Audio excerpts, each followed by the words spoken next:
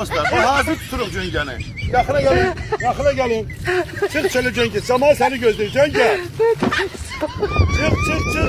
Səsi oradan gəlir dostlar. Cöngə bütün tarlanı yedi tutardı.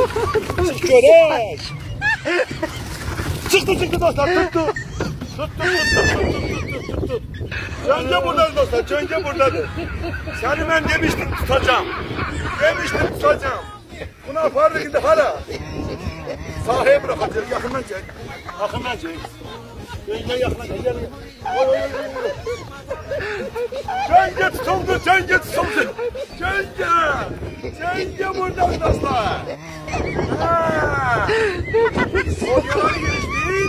Yakına gel. Elimizi buna bırakın sahaya. Ağzında kalın, istemede kalın. Bırakanda göreceksiniz. Yakından göreceksiniz. Gel.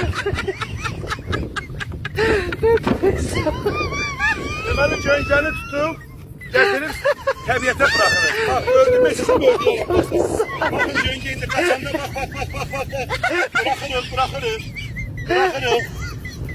Bırakırıq Cöngəni.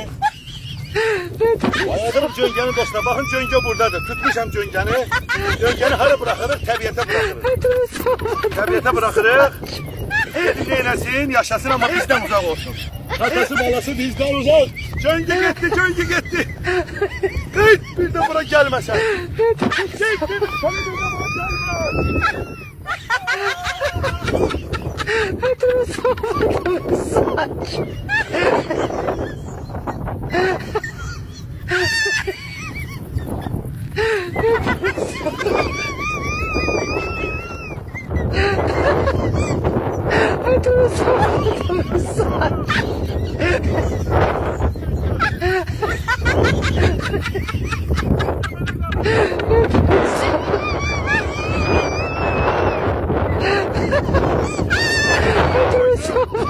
Kaldı sonuncu görüntü Cöngə.